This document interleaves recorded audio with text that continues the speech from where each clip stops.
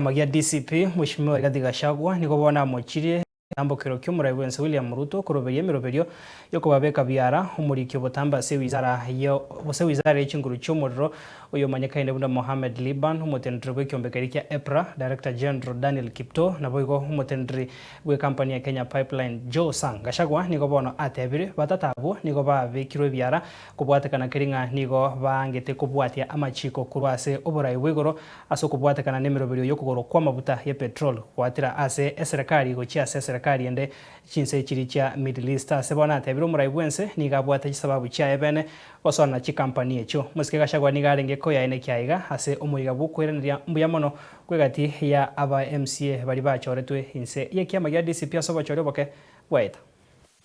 William Ruto came up with something called G2G in matters petroleum. G2G means government to government. But there is nothing like that.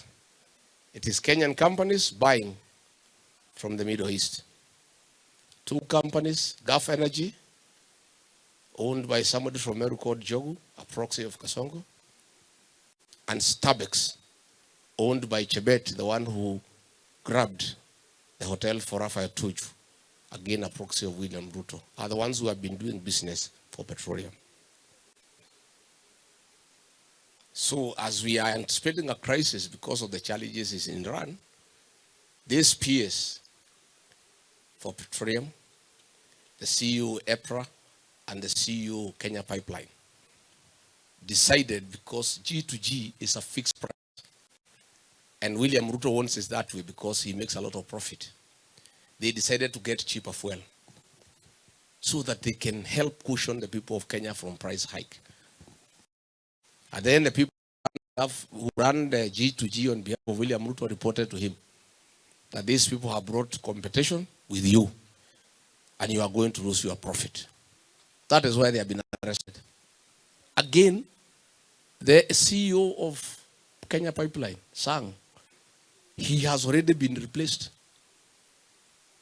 with somebody who is acting.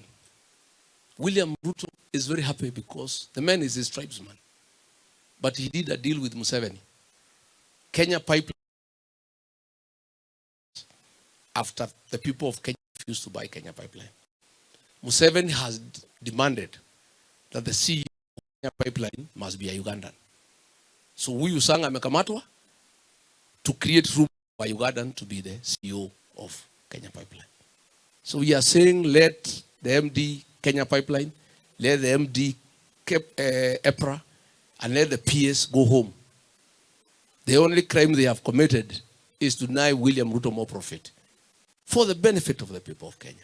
We also want to be fair to those officers. Those are patriotic Kenyans who wanted fuel to come at a reasonable price because G2G is fixed and the profit goes to William Ruto. Kila mtu aweko kwa latiri apimiwe kazi yake.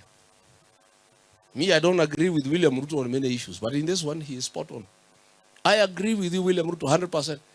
Kila mtu aweko kwa latiri. Wale wazazi uliua watoto wao ya Gen Z, wanangojea latiri wakuweke. They'll judge you for killing their children. Sindio?